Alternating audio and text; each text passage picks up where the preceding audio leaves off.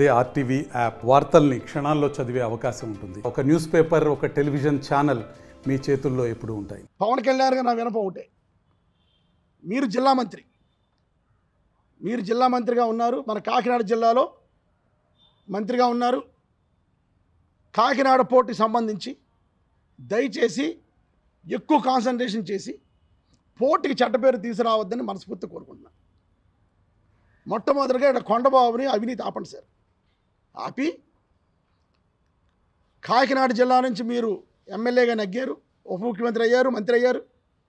మన కాకినాడ పోర్టు, కాకినాడ జిల్లాలో ఉండే కాకినాడ పోర్టు బాగుండేలా మీరు ప్రయత్నం చేయాలని, ఎక్స్పోర్టర్లు ఎవరు కూడా ఇక్కడి నుంచి వెళ్ళిపోకుండా కాకినాడ నుంచి వెళ్ళాలని, కాకినాడ నుంచి ఎక్స్పోర్ట్ అవ్వాలని, దీనివల్ల చాలామంది కార్మికులు ఇప్పుడు ఇబ్బంది పడుతున్నారు. దీనివల్ల చాలామంది కార్మికుల జీవితాలు మీరు బాగు చేయాలని పవన్ కళ్యాణ్ నేను విన్నవించుకుంటూ, కొండబాబు యొక్క అవినీతి ఈరోజు జిల్లా మంత్రి కాబట్టి మీకు చెప్పాల్సి వస్తుంది.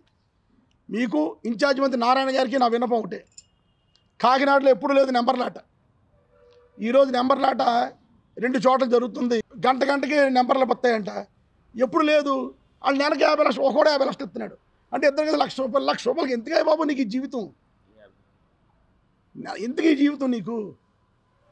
దయచేసి పవన్ కళ్యాణ్ గారు కాకినాడలో ఉన్న ఈ సింగిల్ నెంబర్ లాటరీది అరికట్టాలి. కొండబాబు గారు ప్రతి నెల బారుల దగ్గర తీసుకుంటున్నాడు డబ్బులు, అవి అరికట్టాలి.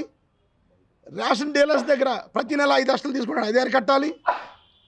అదేవిధంగా పోర్ట్లో ఉన్న పెట్రోల్ బంకుల దగ్గర యానం నుంచి వాళ్ళు తెచ్చుకొని అమ్ముకోవడానికి పర్మిషన్ ఇస్తూ నెల డబ్బులు తీసుకున్నాడు, అది అరికట్టాలి.